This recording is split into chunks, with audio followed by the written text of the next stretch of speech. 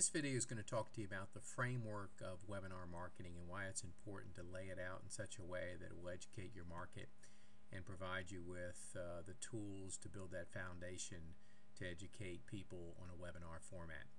First and foremost, the webinar is good for selling one-on-many, so you can leverage yourself in such a way that one-on-one takes a lot of time.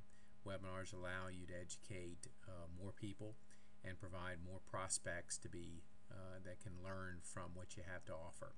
You can also provide webinars on demand, so you can record them, and then when people want to access them, they can be available. They're great for educating your market, and you can also have a good call to action. Now we're going to go through the framework of it to really let you know how to set one up, and it is important to walk them through this path because it is an effective way of really taking them from the start to the finish. And first and foremost, you want to do the opportunity. What is the big promise? What's possible during this webinar? So lay out the entire big picture scenario in your first part of the webinar. This webinar will show you how to do this. Get them excited about the webinar. Let them know what's possible or what's great about this webinar is, and then go ahead and tell them about that. As soon as you lay the foundation and give them the big picture, then go to the next part, which you're going to talk about expert story positioning, or ESP. This is where you have to go. You have to do your story of struggle of where you were before. Then all of a sudden you got this information, this product, this service. Tell them what you learned, the old versus the new. It's good to have photos here before and after so they can see that there's a difference between when you got the information and what happened as a result of it. And this is what you want to do in this part of it.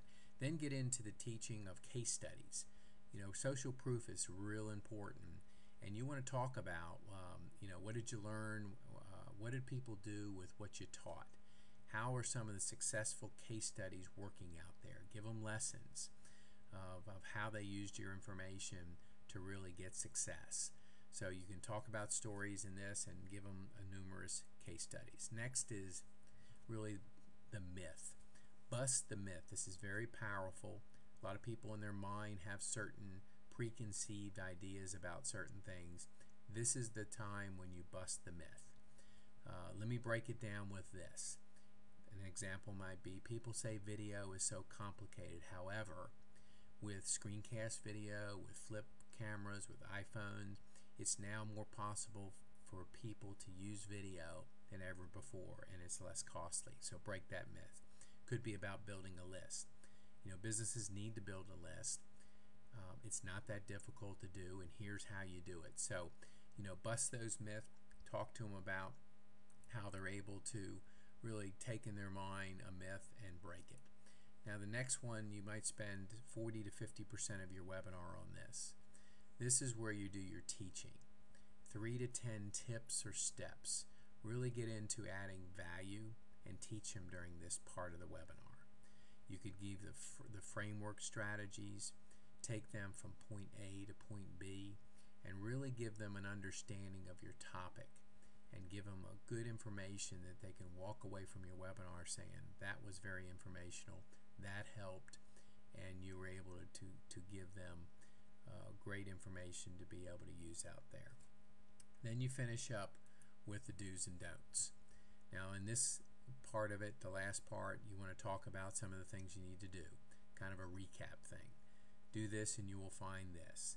Talk about the don'ts.